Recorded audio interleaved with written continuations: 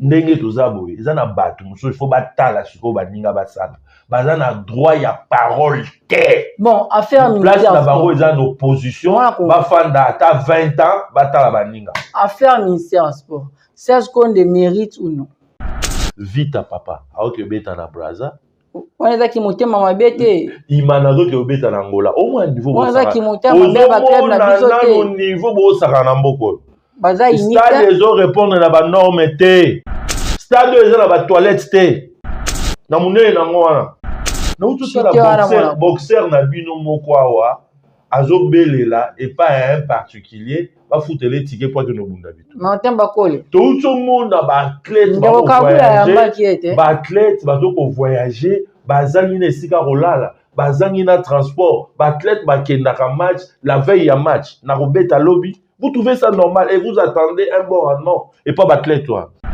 donc ngai étant que ministre ya sport je serais pas fier natika na kiti na nga pe ba bien ministre ceux qui ont incompétence c'est pour battre mon que le mal ne vient pas de moi, je démissionne.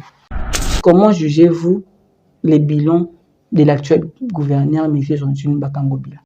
Jusque la vie à Kisasa, Kobana, Kimbutati, les lots, Mutazoko Kangwate. Même Gobila. Ah, au Kokangwate. Il y a le bic à Longoli Kinshasa, Soloté, Papa, ils ont biloko mususu tozo mona na kati ya ville ya Kisasa et wuti banda kimbuti zo continuer. Ils ont biloko mona. Avec ces choses-là, beaucoup kate. Moussala ya ville à Kisasa, le mal est tellement profond qu'il faut un esprit à développement écoutant. Et ça n'a pas beaucoup de que au Kogi Kisasa, non. Azo buka. Mais les qui n'a 18 ans, bâti va quitter l'école bafandi. Kisasa biso toyebe za monde. Il n'y a pas un suivi de tout ce qu'ils font. Ils sont toujours derrière les choses qu'ils font, ils croient que et ça la met bien. Mais suivi exact. Et quand il n'y a pas un suivi, vous allez revenir sur le même point de départ. C'est que vous n'avez rien fait, puisque vous avancez. Et celui qui n'avance pas, qu'est-ce qu'il fait? Il recule. En fait, donc, vous allez pas me battre au bas qui Gobila ou son chef d'État, mais là, au Moroté. C'est que le chef de l'État est inconscient. Gobila ou son État? Oui, alors moi, avec ça. Il est conscient que non. Mais pourquoi on dit qu'il est toujours mais c'est parce que le Congo, c'est ça le problème ici. C'est parce que les ridicules ne tuent pas dans ces pays. Il y a des choses qui se passent dans Mboka, gouverner, celui qui a commandé parce que les gens ne respectent pas la structure au Bakuta. À comment gérer Mboka, lokola ndaku nae, lokola bureau nae. Sans pour autant jeter un coup d'œil, qu'est-ce que mes prédécesseurs ont fait? Pas un. Il faut remonter. Tant que tu es dans tête de ville, tu as combien de photos de Yaba gouverneurs avant toi? Est-ce que tu as eu le temps de lire les empreintes ou bien Bilembo, bien Bidimbo, ou ma prédécesseur, non Batika? Tu as eu le temps de lire leur histoire. Si celui-là a failli, celui-là qu'est-ce qu'il a fait? Et l'autre qu'est-ce qu'il a fait? Et ça, même mon bimba, gros, ça, dans mon tour, autant là, les côtés positifs, il va implémenter. Et puis, les structures sont là. L'homme vient, mais il passe. L'homme passe, papa. Même moi, même toi, là, on passe. Mais qu'est-ce qu'on laisse derrière nous? Il faut tout dire. Et on voit que les temps passent. L'autre a vraiment décidé. Le Congo doit cesser de rêver. Que ma bé ou ils ont na Congo mon paya au bout au sauveur. Cette force de l'EAC, et la force de l'Est, tous ces gens-là de l'Est, comme vous voyez, ce sont leurs frères. Ce sont des dilotiques. Toi, tu crois vraiment un Tanzanien ou un Kenyan, Azuma no Kineboy, à Moni Penza, Rwandais, Bosso Abetier. Tout le monde a qui musée à l'air et India qui joue à Zimbabwe. Nabangolais. Sécurité, ils ont frappé sans témoin. Ouganda et Betama na Rwanda. 6 jours na Kisangani. Ma belé na binoté na mboka bato. Comment boko salam? Babiloko otobandi ko balkaniser mboko yo tokoloba ezelo kwa leloté et bandi wuta avant Belge afanda kawa accueilli. Bakasavu, c'était dans leur table, c'est toujours dans leur tiroir, ces stratégies, ils ont balkanisé beaucoup. Mais nous, nous bouffons entre nous, pourquoi? Notre mal, c'est pas ici. On nous... D'autres, c'est la biso, croque à jambe, tout tambola bien, parce qu'ils ont une mission, il y a déchiré Mboko. Ils ont déchiré l'Europe et ils se disent qu'ils doivent déchirer ce pays. Ceux qui Mboko, au Katangote, ils ont pour un peuple, la biso autochtone à Est. Ceux qui bangote, mais c'est Kenda. Ceux qui bangote, c'est Kenda. Au moment où on parle, bitumbezo qui partout à Est. Il faut que tu prennes la bamboka, bazo bêta. Mais ceux qui ont résisté, c'est la population qui dit pour récupérer plus de 10 villes. Nous devons rompre toutes nos relations diplomatiques face au Rwanda, rappeler notre ambassadeur ici et couper ces histoires-là. Et bon, tout ça a besoin de zone tamponnée, tout ça a besoin de force étrangère. Parce que dans l'État, ils nous ont... Non, ça veut dire ils ont une solution nous allons revenir sur le point où Toboya qui va MONUSCO, la même histoire va revenir. MONUSCO était la mission, jusque-là, c'était parce qu'on n'a pas rompu, c'est la mission la plus coûteuse. Il y a MONUSCO, dans la mission Sakenda. Mais babé tata lisa simo te babundi atate. Au moins on a mis tout cas là, on va baluke sopi boy ba kolta biloko ebimi. Complicité. Nos services doivent encore travailler. Et ceux qui ont le bâton des commandements de ces pays, dans la situation où ils ont sauté, je crois que il faut que ça rappelle la ex-phase. Batouana nyosoto batika ina bana bomo o baleka kibioko ba pesa biso na mo tactique ya terrain moke. Ba ebimboka.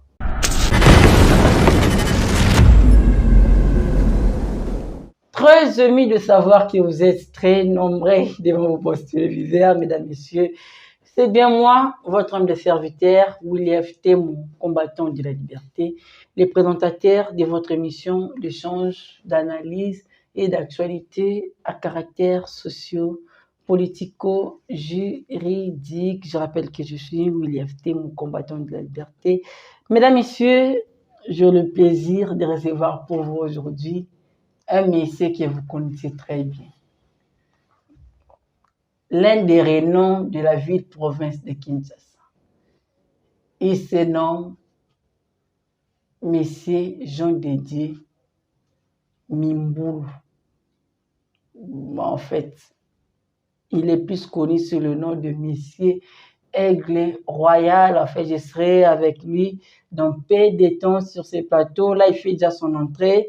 De Costerli Liman, aidez-nous avec les images, mesdames et messieurs, le temps pour moi, en fait, de profiter, en fait, d'annoncer les thématiques dont nous allons échanger tout au long de cette émission. Tout au long de cette émission, on parlera de l'insécurité à l'est de la République démocratique du Congo. En fait, que faudra-t-il faire pour amener la paix à l'est de la RDC? Nous allons parler tout au long de cette émission. Toujours tout au long de cette émission, nous allons parler de l'adhésion de la République démocratique du Congo à l'EAC. Est-ce que c'est normal de faire appartenir tout un État dans ces genres d'organisation sans avoir l'approbation du Parlement? Est-ce que c'est normal ou non? Nous allons parler tout au long de cette émission, mesdames et messieurs. Toujours tout au long de cette émission, on parlera de la ville, en fait, de la gestion de la ville-province de Kinshasa. Comment la ville-province de Kinshasa est gérée? Est-ce que M. Jontini Mbakangobila est compétent de diriger la ville-province de Kinshasa ou non? Nous allons parler tout au long de cette émission. Toujours tout au long de cette émission, on parlera un peu du sport. En fait, on en parle un peu rarement, mais en fait, aujourd'hui, nous allons parler des sports. En fait, nous allons parler de ces questions orales adressées au ministre du Sport, Serge Kondé. Est-ce que ce monsieur est à la hauteur de diriger ce ministère ou non?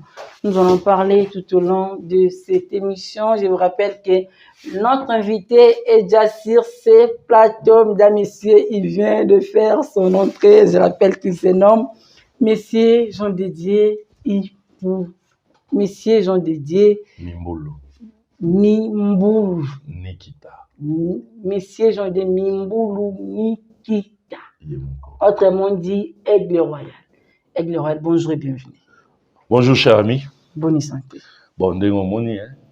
En fait, ça fait comment lorsque les gens disent que yo allez intrus dans la politique? En fait, dans la politique, yo allez vraiment innocent. En fait, ça fait comment lorsque Batsara Bazar allégation bongo à votre nom?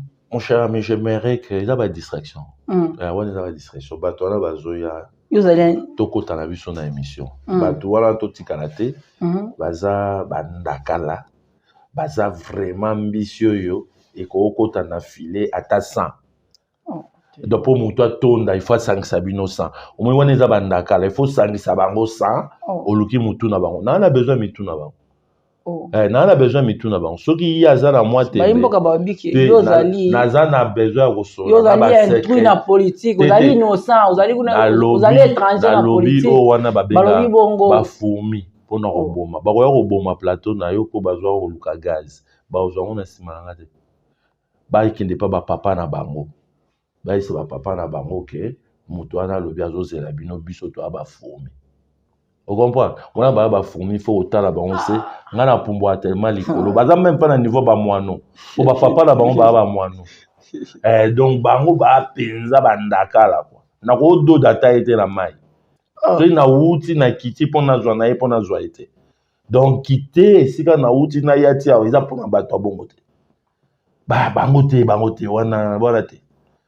Bara sema kazi na niveau na yote ya bongo na bango ebele soko lingi na tindi bango ayo moko okabola bango babu mana na bango bango babu mana na bango nazana bango ya bongo ata ba 1 million on a format na tanyoso wana eza ba donc yo lingi de mokonzi na bango yo lingi de mokonzi na bango mutako beta nanga izala mutu ayebi Congo ayebi fonctionnement Congo ayebi sika lokola Kabila ndinga ayebi Congo lokola ndinga Joseph Kabila Kabange ayebi Congo aza Kabila te otindela inga thématique na juango kala na car tant susu na oyeba te to kota na biso na bémission makambo bato wana par rapport à to la honte. Bien, mesdames et messieurs, on débute avec la gestion de la ville-province de Kinshasa. Est-ce que Kinshasa est géré par un monsieur qui est compétent? Est-ce que l'actuel, en fait, est-ce que monsieur Jean-Tinu Bakango Bila, en fait, rassure de manière pétillante la gestion de la ville-province de Kinshasa ou non? Nous allons parler tout au long de cette émission. En fait, monsieur Jean Didier, on sait concernant la gestion de la ville-province de Kinshasa. Yo allez parmi bateau ba Kubanza été. En fait, après 4 ans de règne et de gouvernance dans la tête de la ville-province de Kinshasa, d'abord, comment jugez-vous les bilans de l'actuel gouverneur, M. Jean-Tinu Bakango Bila? Ce sont des gens qui sont malheureusement mal entourés, mais qui d'autres fois dans leur vie, ils ont géré ma vie à bateau, entreprise. Au Beto Moni, Banda Poto, ils ont moins succès. Malheureusement, ils sont mal entourés, ou soit ils sont bien entourés, mais ils n'écoutent pas leurs collaborateurs. Jusque la vie à Kinshasa, Kobanda, Kimbuta, Tilelo, Mutazoko Kangwate. Même Gobila. Ah, Okokangwate. Il y a le bic à Longoli Kinshasa, Solote, il y a Kinshasa, Zaraï, parmi la province de Salité dans Mokili. Ngobila fa ina poto. Ndena oswa ndo Ngobila ebinga bien. Amwa amai. Namina poto. Te, moi en Congo. Mutambi so poto te. Poto esa mutu te. Kasi muta diaspora te. Non. Ata yo lelo okoma diaspora olingelo kwana te. Ebi elo kwana photo longola ngona mutu to mona neti. So yi mutu alongwe Congo ake poto. Aleza isu ya awate. Akyo bakisa maele. Non. Ngobila lelo asalaki entreprise en Ngobila o efanisa na Kisasa lelo ezaki entreprise ya ba vigile ba sécurité. Mais c'est un entrepreneur, il avait la même compagnie, la même structure na poto. Tanga utu poto aye yango aye ofandisa ba koye bango te. Mais na yebi yango parce que na yebeli uta poto. Tu comprends? Le mal avec nous, ça veut dire ou soit on est têtu, ou soit on est mal entouré. Et avec des choses comme ça, problème aux en gestion. Il faut en bateau, il faut tous les câbles. Kimbuta ya ki simbi yango ko kina été. Atika ki fulu eleke na mulai. ngobila ye na kibo Foule peto qui est dans le donc ça veut dire ba foule comme ba niveau ba ndako quoi ozomona ke foule ezobomba ndako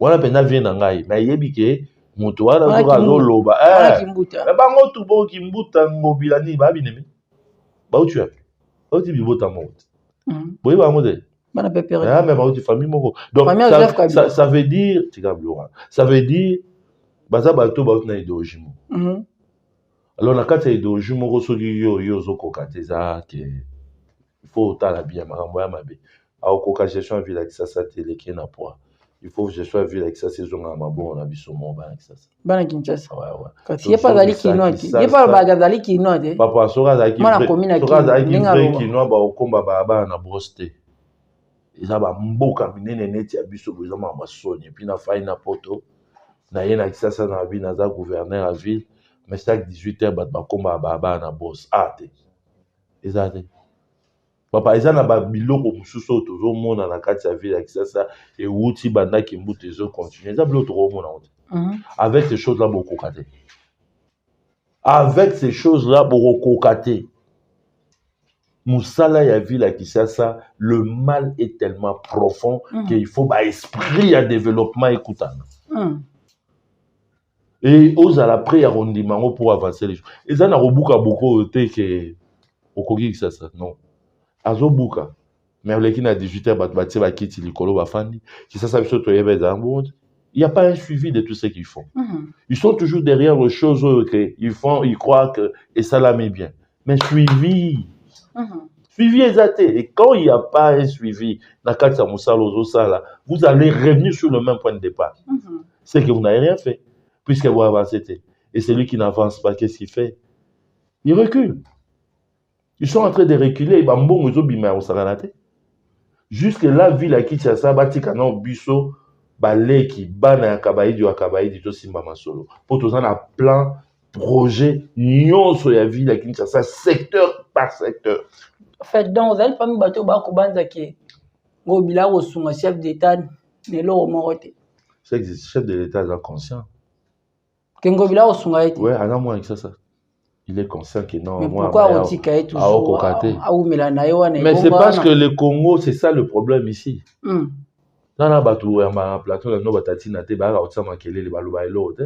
C'est parce que les ridicules ne tuent pas dans ces pays. Il y a des choses qui se passent dans Mboka, Onga Moroso na gouverneur, l'obi na okoma na ngate la bois qui n'en éponge.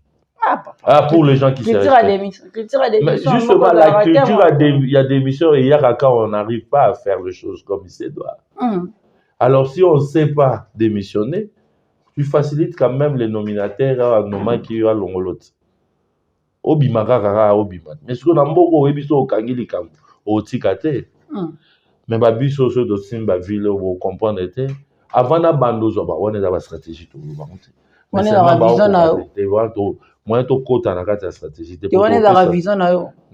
Na ya na stratégie à ville na pesa yango imbuta.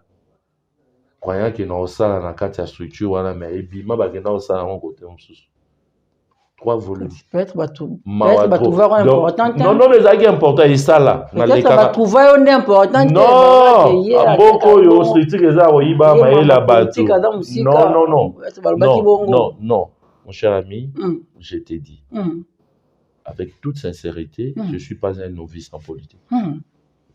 Je suis pas né de la dernière pluie. Je t'ai dit. Je peux te renvoyer na niveau à Kabila, mais nous sommes à niveau à Mobutu. Avec beaucoup de respect, comme Mangana Masolo ya ba ndakalate. Bato ba Olanda biso baza na respect na ope yangai. Pour bato ba Olanda biso ba yebi. Qui est ce type-là? Quand je parle de Kimbuta, ce qui a eu occasion au temps là, alors le qu'il est rien en politique. Celui dans le lobby, j'ai une mobile. Alors le que non. Me connaît de nom. Et il me connaît de mon travail. Ayebi. Batu mususu wana orotanga wana o nazo ngotanga ba kombo na bangote ndenge ba Olanda biso ba yebi ki ce type. Alors koya ko diminuer te logo musa tout ça musa makasi. Monsieur Gloriel, Monsieur Gloriel, quinois que vous êtes. En fait, quinois que vous êtes. En fait, que pouvons-nous faire aujourd'hui pour redorer l'image de la ville-province de Kinshasa.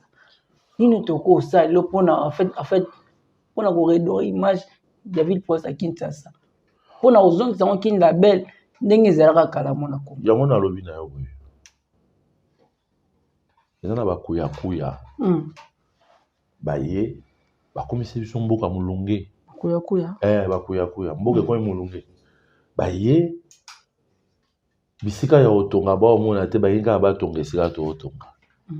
Lopango oyo tango batekaki yango ezali lopango ya parcelle moko mutu moko aye alingi asala ndako étage 4-5 niveau asali mais capacité ya courant bapesaka ndako ekoki alimenter bâtiment te.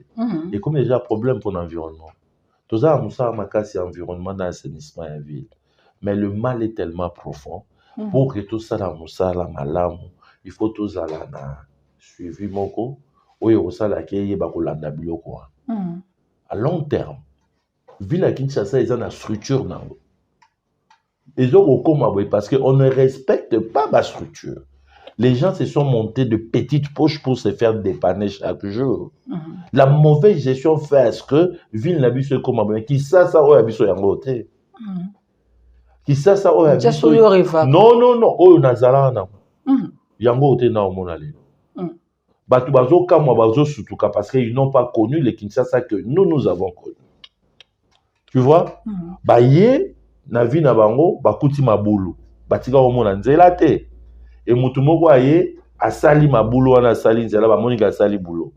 Or nga na yebi Kisasa ya makadam, na yebi Kisasa ya mabulu, pe na yebi Kisasa ya bakadam des ozonga lelo.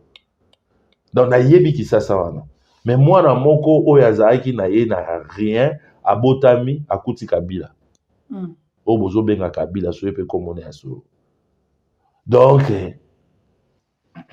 amoni basali mabulu ekomi nzela. Amona ka danger. Muta uti na ye ba este kuna sira bazalaki kuna na ba intérieur na ba province courant za na mote. Bazo vivre na courant ba sango 19h courir 4. Courir koza mais 19h 4 ti lobby. Aye Kisasa comme fanda na minda boy 6h à 6h. Yo zo pseke Kisasa baby. So courir 4 ya on dit mal. Mai dozaki na mai 24/24 comme fanda na ba mai bat mususu ba mai ebimarate ba 2-3 mois. Matete o ngala tikara yango te na ke matete lobi na okama ba kote mususu ba beta ba 3 mois sans courant. Na kati ya ville avec ça. Pas toujours fanda sans courant sans mai. Oui ba mboko eza ba mboka mona stratégie tozara na ngo penza. Congolais go futata mai te courant te. N'est-ce ya bien. Na courant o biso tozana na mboko. Donc toujours ba ville avec ça ba la mayo ba okokango te. Pour ville à Kisasa, au Bisoto Yebaka, ils arrivent à 4 millions d'habitants. Le autre commune a plus de 15 millions d'habitants dans 4 villes à Kisasa. So que je peux prendre l'île de Réunion, ou je prends carrément Mboka Bob Marley, c'est quoi, aidez-moi, Jamaïque. Ils ont 4 millions d'habitants. Donc ça veut dire, ce que tu es dans la ville à Kisasa, tu as 3 fois, bien 4 fois. Dans la ville à Kisasa, tout un pays. Ça, c'est un pouvoir économique fort. Mais vous ne savez pas loger, toi. C'est une puissance forte. Ok, ça, c'est ce que tu as village.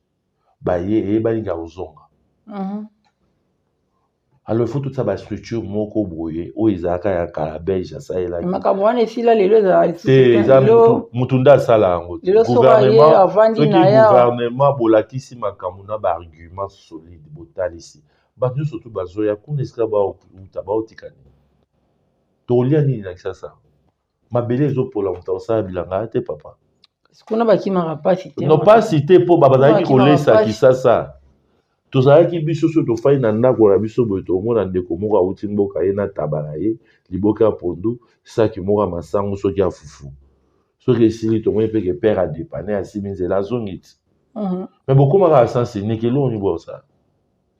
Ça veut dire il faut tout un système moko so nzamba sungi to ko aider ba konjo pe ba liboso na biso to tiango pour retour et c'est là to routier zonga ba ba otie ya biso makele na Kisasa okoganga ezaka ba ba Kisasa ba eko sutuka mayo yo na lotiliki yo il faut pédar aux Kinshasa bo laisser passer to pèse le nombre de jours ça l'adresse kasi so ya mpona bon to batora bandeko gentini ngobila banga bakola na Kinshasa te omoi tofongoli je trop oye chiki totindi yo chiki evide tozongisi yo yaza mouta te tokende na ye mpenza bongo te toparle des idées olobi na ngai motuna na yo eloko nini tokokosala po ville ya Kisasa ezala miroir vraiment ya capitale ya RDC motuna no mpenza soki na bina fongola eza bongo alors eyano na ngai eza que les structures existent déjà seulement il faut les respecter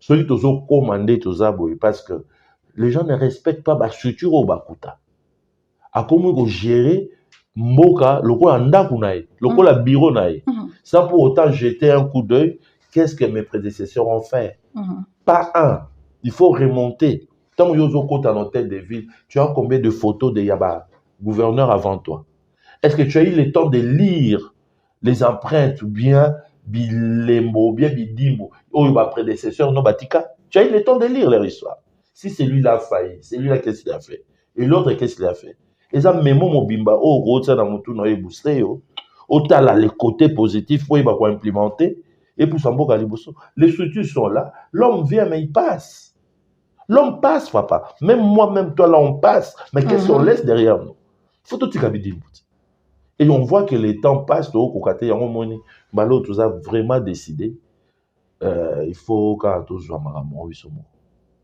toujours bisomo. Ça fait toujours un plaisir de recevoir des gens qui parlent nation, des gens qui aiment réfléchir, en fait, pour l'intérêt de la République. Merci Jean Didier. Une fois de plus, sincères félicitations. Merci beaucoup. C'est moi qui vous remercie. Mesdames et messieurs, on parle présentement de l'insécurité à l'est de la République démocratique du Congo. Que faudra-t-il faire aujourd'hui pour amener la paix à l'est de la République démocratique du Congo?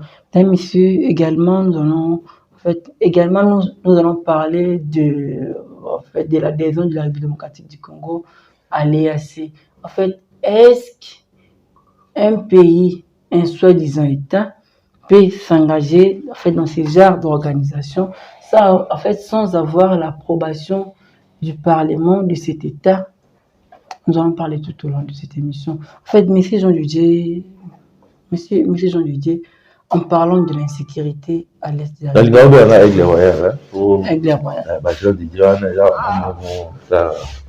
C'est bon. Monsieur Aigle Royal. En parlant de l'insécurité à l'est de la République démocratique du Congo. En tant qu'homme politique, il y a Kalao Luzali, Congolais de père et de mère. Très actif. Congolais de père et de mère. Actif. Actif. Non, tu as été mon Congo. Congolais de père et de mère Oyozali mon Congo. Nous ne sommes pas aujourd'hui pour nous remettre qui n'a ni tout cas est mon Congo. Tozonga wana. Bartutu est allé. Ba prédécesseur va y aller.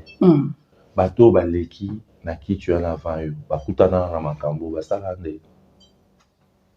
Papa, okoki kokende te na kati ya insécurité toyebi ki armée oyo ekufa. Armée oyo baboma yango volontairement. Armée oyo tobandi koloba kala ça fait plus de 20 ans. Ouais. Tokomo lobango plus de 20 ans que armée oyo est infiltré. To démontrer. Je vous dis que le mal est tellement profond qu'il faut aller repêcher dans le bas qui on est visuel qui il faut aller que nous en mboka ici que zali ko bimisa mboka zali musika na maboko penza ba paya ba fana misisa ekenda pendant que vous parlez de l'infiltration ils sont déjà là leur racine est allée trop loin avec l'aide du pouvoir qui a 18 ans où serait Musée aujourd'hui? Et bien, Mene Balouki, les gens lui donnent raison. Parce que Yemtayaka na Batouana. Aloba Biloko, nous, le Congolais, nous avons toujours du mal parce que nous oublions vite. Excusez-moi de le dire, le Congolais est trop événementiel. Comment ça? Il est trop événementiel. Au moins, quand on est dans un ce qui est événement, c'est bimika rasiko distraction côté. Tobo c'est l'essentiel. Vous allez vivre tout dans ma page d'actualité. Mais qu'est-ce qu'on fait? Tobo Sani que hier encore, on parlait des choses importantes, importantes s'il faut les dire, qui aujourd'hui, Tobo Sani n'a biso ango, Tobo Talaga a biso se focaliser dans l'Est. Mais le Congo doit cesser de rêver. Que ma bé ou ils osent na Congo mon paya au bout au sauveur. Cette force de l'EAC, ils ont force de l'Est. Tous ces gens-là de l'Est, comme vous voyez, ce sont leurs frères. Ce sont des nilotiques. Toi, tu crois vraiment un Tanzanien ou un Kenyan, Azuma Ando Kineboy, Amoni Penza, Rwandais, Bosso Abetier. Donc, je comprends bien. Bon, on a fait les poches dans Kangi. C'est pour dire, dans Babylone, quoi, boye. S'il faut voir ce que nos prédécesseurs ont fait, on prend toujours sur tout le monde qui est mboka penze zo kokate et qu'on sait n'a aucune de force moko qui n'ont rien à voir avec vos frontières, qui n'ont rien à voir d'origine avec Bamboko et Zobundi Sabino. Ça veut dire tout le monde a eu Mobutu qui est aux rebelles en Afrique du Sud. Tout le monde a eu Mouzé à l'air et India qui est aux Zimbabwéens, dans Bangolais. Sécurité Zongaïba. Ils ont frappé sans témoin. Parce qu'ils savaient voir. Parce qu'on a tout à l'heure, on a tout à l'heure, on a tout à l'heure, mais au moins, on a tout. Oh, voilà. Donc, je vous dis que ces problèmes-là, c'est un problème technique et stratégique qu'il fallait que nos services fonctionnent. Dès que les services à Mobutu là, fonctionnent. Mobutu fonctionnait dans les services ma casse. Mais ce n'est pas comme aujourd'hui. Aujourd'hui, on a sensibilisé nos forces, nos services de renseignement. Ils ont tellement connecté, infiltré. Et tout se passe dans Libanda, dans Kigali, Kuna. Quand vous vous mettez ensemble, vous décidez d'une histoire. À 8h, 1 minute, ils ont l'information. Ils nous ont infiltrés par Mobutu, par des services de communication. Mais il a vu ce télécell, les côtes n'avandaka va continuer. Quand même le chef de l'État prend son téléphone et parle avec son premier ministre et il suivait. Puis au CPT, télécell, tout l'embissi au CPT à l'époque. Tout le monde téléphone mourir sans fil. Et il y a un carnet d'adresse, il y a un continuer. Mais c'était une infiltration systématique avec Miko. Mobutu malade accueilli bitumba oyo kokai kozwa bango 3 ans 4 ans talaka na est na kokoma kisasa te ba okoma te et puis bango mambula bon de 20 ans. Ah mais ils ont fait leur guerre, ils sont venus à Kinshasa à pied, une guerre qui leur a coûté que 9 mois. Vous comprenez? L'infiltration est tambolaki. Ils connaissaient ce qui s'est passé chez nous, à quel niveau on était faible. Ils sont arrivés chez nous pour poursuivre leurs frères. Oh, bah, Kima qui balongo et pas na bango, bah, yé pas na biso. C'est l'Est de la porte de l'Est. Bah, yé pas na biso, mais bah, tiki bango va kota na Minduki. On a fait des musées génocidaires par le Rwandais. Musées passés, derrière eux, ils exterminaient les gens. Au nom de musées. Les lots abimisa musée à Kota na Kunda. Génocidaires dans ces pays. Or, ce sont eux qui ont tué leurs propres frères sur notre terre. On a fait venir 2 forces, le Rwanda et l'Ouganda. La guerre de 6 jours à Kisangani. Pourquoi les Congolais ont du mal à oublier comment? Quand je dis que vous êtes événementiel, parce que moi je ne le suis pas, j'ai mon histoire et je la suis. Quand on m'amène un truc sur table, je vois un peu, est-ce qu'on n'a pas connu cette histoire dans le passé? Parce que nous, tout ça, vous voyez, raté. Je suis d'accord. Ouganda et Betama na Rwanda. 6 jours na Kisangani. Ma belé na binoté na mboka bato. Comment vous ça? Combien de morts on avait compté? Clin d'œil à vous, le président Jean-Pierre Bemba. Hein? Donc, tout ça, ils ont le bébé sur l'autre, qu'on y a une force moko étrangère, toi, dans ma belé, et ma force étrangère, on a kota la boko, qu'on a bango, bango na bango, baka batou. Pendant que je prépare une armée, j'ai déjà une armée, je devais faire venir tous les ex-FAS, concerter les ex-FAS, qui ont vécu le même problème dans la Est, dans la Katanga. C'était pas seulement notre armée. quand on a connu la rébellion à Katanga. Peut-être, excusez-moi de vous déranger un peu, peut-être Botama et Nanté, en 1980. On a connu cette histoire. Mais Mobutu est descendu avec nos forces et il a fait venir les rebelles qui ont combattu la guerre de Chaba, la guerre de 30 jours. Les Katanga que vous appelez à l'époque, on appelait ça Chaba, de 30 jours. Et Bakimaki. Vous vous rendez compte de Moutouné, c'est Boutanga rappelé. Et puis les Congolais aussi ont du mal, ils ne lisent pas. Les Congolais ont du mal à lire. Donc vous êtes Tanga, Che Guevara, Oyoka Che Guevara, qu'il menait des groupes de rebelles cubains. Mais Mobutu a kimisa bango na Katanga, va se retrouver na Luanda. Baokika ke Mobutu azoya donc minduki lokito bazwa Che Guevara akoma na Congo pour bakoyisa pouvoir na mboko pour que Tshombe bakata état sécession katangaise. Babiloko tobandi ko balkaniser mboko yo tokoloba ezeloko alelo te et bandi wuta avant Belge Fandakawa accueilli Bakasavubu, c'était dans leur table, c'est toujours dans leur tiroir, cette stratégie, ils ont balkanisé beaucoup. Mais nous, nous bouffons entre nous, pourquoi? Notre mal, c'est pas ici. On nous, d'autres, c'est la biche au bacoque à jambe, d'autant la bien, parce qu'ils ont eu une mission, ils ont déchiré beaucoup. Ils ont déchiré l'Europe et ils se disent qu'ils doivent déchirer ce pays. Coup de chapeau, mais dans le cœur pour la bande quoi est nos peuples ceux qui mboko bazo ko katangote et ça pour na ba peuple na biso autochtone ya est ceux qui bangote mais c'est kenda ceux qui bangote c'est kenda au moment où on parle bitumezo qui partout na est il faut tu penser la bamboka nyoso bazo beta mais ceux qui ont résisté ça la population qui dit tout haut plus de 10 villes. Il dit tout haut. Bazela qui mon konzinabino asiko ye komate. Bazela qui babanga binote, babanga rabinote. Bazalaka déjà na mabele na biso bandaka. To suite au lobby likambo yo. Donc bon bazalaka déjà. Bazalaka. Oh là là. Basala a repli, mais bazalaka. Quand je dis que nos services ont été infiltrés, ça veut dire ceux qui vont décider likambo dans 8 heures, 1 minute. Bibo sala moi repli pour toujours linato beta zambatel.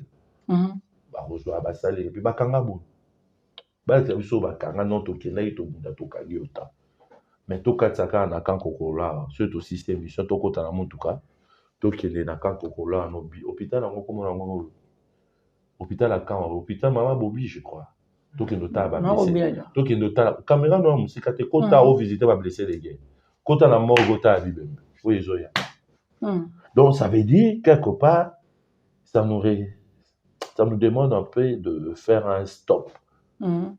Pour bien sauter. Ça veut dire que nous avons besoin de force étrangère. Le Congo doit s'organiser. Banambo comme si Telemi, tout ça la armée la biso forte.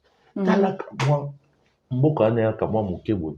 Et au kangama mboka net. Au moins le boko nanga. O iza le boko nanga. Ko Rwanda ane musapio et au kangama. Donc comment musapio yo ils ont déstabilisé le boko. Est-ce que Moussapio a déstabilisé le boko? Attends à tout. J'ai la force ya Oboya. Autant les quatre comment mboka moke bongo et comme ça rabiso ba congolais ba zoba ya koyaka ko lela na ba chaîne, tu ya ko bundaka na ba internet, to ko bundaka ko komaka ba n'importe quoi. Non. Nous devons rompre toutes nos relations diplomatiques face au Rwanda, rappeler notre ambassadeur ici et couper ces histoires-là, to butala na na bango na musika, to betana, et bon, ma comme ça, tout a besoin de zone tamponnée, tout ça a besoin de force étrangère. Bateau ba ya se kabiso parce que dans l'état ils nous ont. Non, ça veut dire eza ma solution moko et ko melate. Nous allons revenir sur le point où Toboya qui ba MONUSCO ba nini. La même histoire va revenir. MONUSCO était la mission, jusque-là, c'était parce qu'on n'a pas rompu, c'est la mission la plus coûteuse. Il y a MONUSCO, dans la mission Sakena. Mais babé tata lisasimo te babundi atate. Au moins on a mis tout kala bango balu ke sopi bo ba kolta biloko ebimi. Complicité. Infiltration mususu angwa. Ba facilitateur mususu bangwa. Yango moni peuple autochtone azo renoncer bango. Pour azo mona ke bateau ba yaki me basala na bango musaba elle a été. soki bangi mpo na biso tokokima bandako te tokokota bazamba te puisque baza force moko ememaka paix. Pourquoi devrions-nous fuir nos maisons, aller en bourse?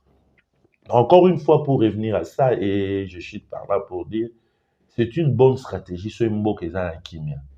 Ça veut dire que si vous récupérez ma bélé, alors d'autres forces y pour la population et la zonga na bisika na. Mais ceux qui ont ma bango pour aussi sa guerre, to commenter pour bara bande ko na bango. Bah il y a une mission ba aussi. Quand je vois le président tandien Kenya ou qui que ce soit, mais à la zone il y a est, ça veut dire que ce sont de frères. Ce sont des nilotiques tous. Ce ne sont pas de bantous. Tu comprends? Ça cause un danger. Ceux qui regardent toujours la force, il faut que je sur les sites africains qui n'ont rien à voir avec nous. Donc, je vais peut-être israéliens qui n'ont aucun intérêt dans le bateau. Donc, aujourd'hui, zone moko boye, ça non tout pas cité. Oh, c'est ba monye babi o ya robeta. Mais oh ya yebo ngalo ba on a cheza. Oh non, qui soit les bêta mais ah, mungu wangu. Baba ndeko. Obeta te. Bango na bango. Oh, obeta te. Oh, makambo wana eza tellement il faut totalaka makambo wana bien. Nos services doivent encore travailler. Et ceux qui ont le bâton des commandements de ces pays, dans la situation où ils ont sauté, je crois que il faut aussi rappel la ex-phase. Batwana nyonso to batikali na ba na bomo o baleka ki biloko ba pesa biso na moi tactique ya terrain moke.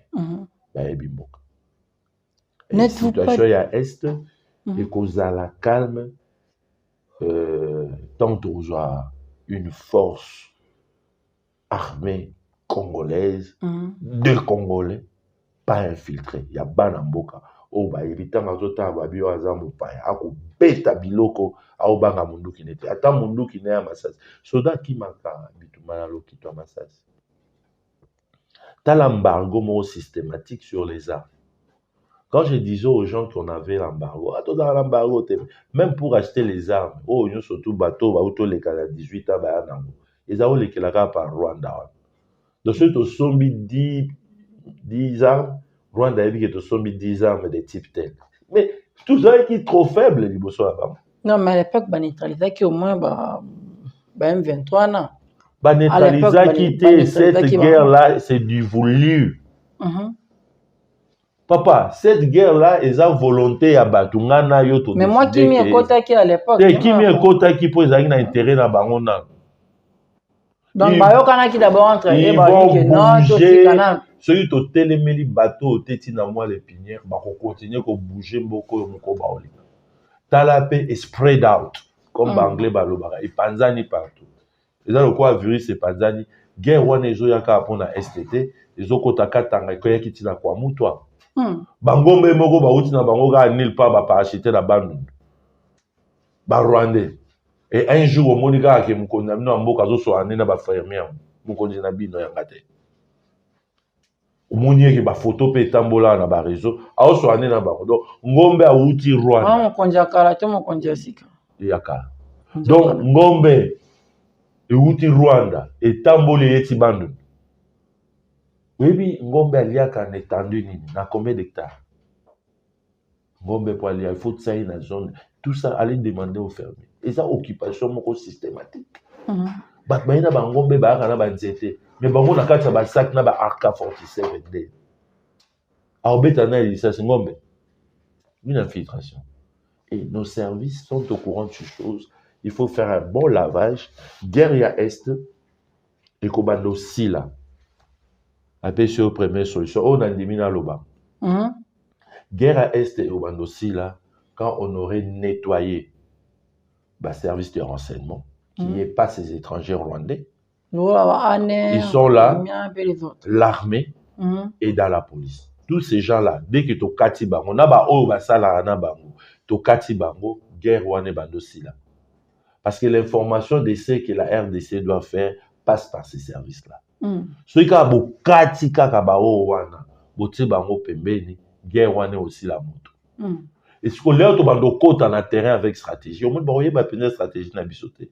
eloko nini bozoloba te tomunda te bitumba baloba yango na tv te baloba yango na micro te ere ya bitumba eza stratégie esalamaka ya kati lobi boyoki bobetaki soki bokomi oloba yango na batv ndenge ezotambola boye eza makambo bitumba na biso eza na batelefone te na bawhatsapp te na bareseau sociaux te bitumba na biso eza na terrain te wana eza ekomi buzoba ekomi buzoba ozali parmi bato oyo bakobanza soki guerre oyo ezokonde kosempirer en fait c'est parce que régime oyo ezali faible. Je ne vois pas les régimes, c'est ce que je dis, notre mal est profond. Mais monsieur, les cas qui n'avaient pas qui n'andimaka te, na luinga na okiosa na bateau te, na zui valise na ngana kei poto, na kei exil. Ceux-là qui ont accepté de venir travailler en 2001 après Sun City, ils ont accepté de travailler avec les étrangers. Et ce pouvoir-là, après 18 ans, ils se sont vraiment enracinés. Le mal est allé trop profond. Et oyo fanda sikoyo mokonzo mboko ya fandi lelo na mboko yo, il est en train que de subir un travail bien fait. Des longues haleines qui a pris plus de 18 ans. Il est en train de subir. Mais il était avec nous, il essaie aussi parce qu'on le disait dans des réunions. Ayebi ba stratégie ni tokoko otsa poto si sabiloko. Si il fallait qu'on joue, pour aller tokoko que j'attends égyptien te. Ba makasi na terrain. Ba ba to bête na bon bilo. Ba ya c'est wana bêtise. Pour ça rien. Vous êtes de ceux qui estiment qu'en fait la balkanisation en fait de ce pays sera mise en application sous Félix Tshisekedi. Non. Comme avait dit en fait à l'époque monsieur Honoré Ngwanda. Non, batu oyo bazoke nango bongo mingi, nango benga bongo ba ignorant. Balkanisation ya Congo. Honoré Ngwanda loba ngo à l'époque. Oui, à loba Congo. Oui, on a dit ça. On a dit ba fait kokokana lelo. Ya mo na otoloba na yo, ba fête. Totala ba fête mais totala histoire. Totala ba fête parce que to kwa ko pesa raison mais to simbilika na mukila. To la nane mutu. Oeba. Ce que Honoré Ngwanda a fait en son temps personnel, nous aussi on l'a dénoncé ensemble avec Félix. On l'a dénoncé. Tous ces baki ici quand il m'a bien abisso ezali, basimbi biso wapi, na bato yo, bafandeli biso wapi. Le vieux Étienne B52 d'heureuse mémoire, que je respecte personnellement, tant que toujours ça la baboyi avion naie et qui t'a l'angeli mukula uta qui province.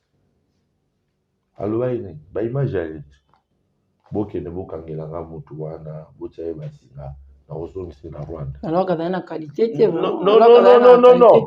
Candidat président de la République, il y avait plus de président de la République dans ce pays, tout le monde était candidat. Et dans une situation à NT, mais c'était ndenge bali ko toufer mboko. Yo mwana mboka ba obo ya avion avec kita ba belena. Papa, oyebi biloko wana te tout ça kango NT. Ce sont des choses qui font mal. Pourquoi? Moi j'ai ma population qui m'attend en Chine. Tu vois maintenant on délocalise la population et le Rwandais comme Andolo. Et on lui met dans une jeep manu militaire et tinanda kune. Ayeba ki atate na combien vitesse en ndenge. Non papa. Tout tika biloko. On vous montre là où le mal est caché. Situation de balkanisation à Congo, ils avaient qui préparer, banda musée avaient qui vivre. Aboya qui yango akufa ki likona. Musée est mort parce qu'il n'a pas voulu cette histoire. Il a dénoncé les lois azate. Et il s'était sûr na moto na bango ba tie na pouvoir ba kozwango.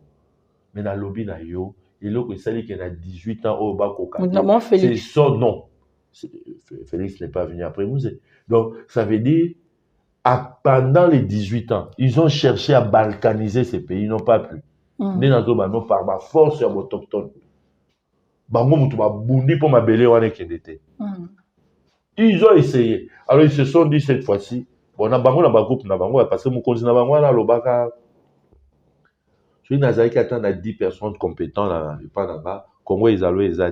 Donc, ça veut dire, lui étant que président, il y a un mot à la Bino Erwana. azala na ata na 10 personnes. Président wa Congolais, Il y a Ozaraki pour Congolais. azala président na ngate. Alors, il y a des pères et des mères. na des pères et des mères azala ya ngate, ya mo na benaki. Alors, na rota makambo wana, ils étaient sûrs qu'avec Yeba Rozwa. Ils ont tout essayé. Ce qui s'est fait aujourd'hui dans Olobanayo, mon cher ami, il n'y a rien de nouveau. Dans l'époque où il y a 18 ans, Tofan a 18 ans à Kimiate, il y a eu combien de négociations, combien de concertations, combien de groupes armés. Oyo bakoyi ça na 18 ans pouvoir ezo koya to kende to négocier partage à gâteau et belé baza ba otamwa ki ça ba bisu gozo ngesika ba utate ba koma ba ministre à via. Ils ont été dans un groupe armé à l'est. Mais oui, vous fabriquez des rebelles et vous les mettez au pouvoir. Et c'était ça leur façon, même l'actuel président peut, en fait, même l'actuel président peut approcher qui n'a pratique. L'actuel président sera au groupe armé. Moi, je suis contre qu'il soit dans un groupe armé. Pour habitude de faire ça. Déjà, habitude à intrusion. Il y a cahier des charges là-bas. Alors, les lots total à ma campagne, s'il faut que non, rebelle va vendre pendant 24 mois. Non, s'il faut que il faut que soit là-bas oh bah imboka bah vrai congolais bangwano soit na bango ceux-là qui prennent les armes pour que tous les calamés ça tout sur la to kabola mboka to remema mboko isika monte to remema mboko isika et comme netige oh ya bino nga pona kota na pouvoir na kangi moi groupe na nga ba milice na sali et puis na déstabiliser le pouvoir central ba opesa nga moi etati quand bozo bato bimi valeur nous avons perdu beaucoup de valeurs nous les Congolais to perdre ba valeur et belé et comme to l'été oh député to l'été oh honorable to l'été oh papa social oh non Mboke comme il y a quémandeur, flatteur, donc Mboke fabriqué tout le monde libanda ya oh biso toyeba. Et biso tozoko la so ki au senga ba obeta. Mais les gens au senga comme à niveau tout. On a mis dans la tête des gens cette histoire que demander quémander est anormal. Mais les gens doivent travailler. On a détruit l'éducation. Pendant ces 18 ans, ces gens-là ont compris. Les Congolais attendent trop, il y a au Timbela. Il y a 2 missions. Et les 2 missions, ils ont détruit l'éducation. Et après l'éducation, comme dit-on, le ventre affamé n'a point d'oreille. Le social, l'éducation. L'éducation, pour l'éducation, nous faisons plutôt tant de gratuité constitutionnelle. Donc ça veut dire donc ça veut dire biso tant tozo kola to ke ne classe tozaki na cours moko ba obenga éducation civique et politique oyezo memisa biso to yeba devoir na nga état que citoyen zani et les devoirs des parents envers leurs enfants zani les devoirs des enfants envers leurs parents zani eza sustain na ndimite bana lelo basala lelo aso nazana ba c'est pas pour dire, je réorganisé mon bureau, je fais venir les gens à qui j'ai donné des papiers pour me glisser quelques lignes. Mais on se sentit que moi, nazo baza licencié, même à Kamazo comme on a fait, il m'a dit une phrase, faute est belle. Donc, c'est ça le problème. Ils ont détruit l'éducation, diplôme de ce temps à l'endroit. Ils ont un diplôme à valeur. C'est bien que nous avons en Liban, nous avons donc ça dit qu'il faut réévaluation. Parce qu'on a détruit la tête des gens. Et on a mis la faim dans leur ventre. Pour que ces gens-là aient léché le bot de ceux-là au bazar à moins un franc. L'homme meurt dans la tête ici. Ceux qui sont beaux mieux, ils pour n'aller faut n'a senga. A vous avez ma casa au lucate. Mon pao. Comment on peut les Kébélé? Honorable paille. Papa social et paille. Apé sata la tête. Le boko est là, il s'arranza la tête. Des termes. Et on finit ok, on est à Moussala et à l'État. Tout sali. 18 ans, basali. Combien d'écoles? Combien de bâtiments? Mais il y a un programme, il y a les deux chambres. Au il y a moins, il parlait du l'école peuple. par an, hein. Au moins, il parlait du peuple. Biso l'air trop cool, au moins, il y a salle de fête et bimi. Kunande, tu as une salle de fête, une salle de congrès. Toujours qu'il y a une fête à mariage. Moi, j'ai eu mes deux cousines qui se sont mariées là-bas. On a parlé du peuple. Ouais. Et ça, il y a une salle, bon, il y a une salle. Donc, il y a le rôle à palais culturel. Je vous dis, bon, louer, bon, foutinde, une salle de fête, et ça. Bon, bomi, en gros, beaucoup de décembre, c'est na bino botonga. Na 18 ans, beaucoup de tongata, congrès, na sénate. Bon, on va tonga parler du peuple.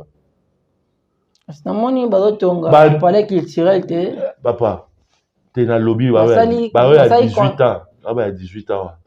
Oh bah, oh, le bébé. Stade de mature, ils ont souffert. Bon, on va tonga. Oh, mon bout de je peux pas ça, pour maréchal, ils ont coûté $1, bah, on va ôter la péage. Mon bout de là, on fait. Bon, on va tonga. Mesdames, Messieurs, on prend présentement les toutes dernières thématiques de cette émission. En fait, ça consistait. Aéroport Angie, on va tonga. Boké botonga pavillon pour la présidence de la République. Aéroport, il y a pas de sujet. Mais non, mais bien ça, Babylone, ils ont matanga quoi. Donc, quand il y a un babat moussous, il y a un babat moussous, il y a droit à parole de Namboko. Ndenge tozabo, ils ont un babat moussous, il faut battre la suko, baninga basala. Ils ont un droit à parole. Bon, affaire militaire. Place d'abord, ils ont une opposition. Bafanda, à 20 ans, battre la baninga. Affaire ministère du sport. Est-ce qu'on les mérite ou non? Ils ne méritent pas. Nous avons le mal. Ils ont banal l'écolo tinasté. Yo au ta structure. Sur structure on est comme il y a un niveau qui va Coupe d'Afrique et va nous beta malibanda tala vite à papa. Alors que beta na Braza. On est là qui monte mama bete. Imanado que beta na Angola. Au moins niveau. On est là qui monte mama beba club na bisoté. Au niveau bo sakana mboko. Baza inika. Stade les autres répondre na ba norme té. Stade les autres na ba toilette té. Na munene na ngwana. Ok, yo luki place à Rosuba, yo mtoroye baso Rosuba, likolo masubo yo kuti, so otika ndongo inene na yo likolo yo kuti. To mona ki banda ko cha bakiti mikoele ki. Bakiti eza toilette té. Le sanitaire ne répond pas aux normes. Non, attends. Basal déjà ba travaux. Mais tout n'est à yo. À plus de 65%. Mais tout n'est à yo, tout ninga, il a au mérité. Que to ke mona. Bien meza ya no la biloko ya mike po ani ba bwaki biso. Boki peda qui est inspecteur à Zoya. Boki peda qui non, inspecteur à Zoya. Nous sommes inspecteurs. Aïe, on a un bon fonctionnement. Botiki est pas. Botiki n'a vu nos pays aïa. A kuta nepe stade ango banenge wana. Et pourtant boza na liste na bino, il y a des critères, il y a des stades yo. Ndenge ya banenge ezali. Oh ba pesa bino pe banda kala. Stade wana nde fandi za na restaurant eska na okinzala na kena somba table sandwich en attendant match. Na ça déjà na kati stade. Joa caméra qui notable. Il faut na bima na sina futi ticket na koti, il faut na bima libanda. Na niveau nango, combien de places? Et c'est loko mobutu. Pour eloko na bomona ngo tela ici libiso to yaka. Biloko na to ekena ba bakota ba yiba ba robinet ezaki doré. Oh, lobino nazawa. Kaka nde bokamwe Qatar. Kaka nde bokamwe Qatar a mondial oyo. Zongi sa stade oyo tomba sala yango.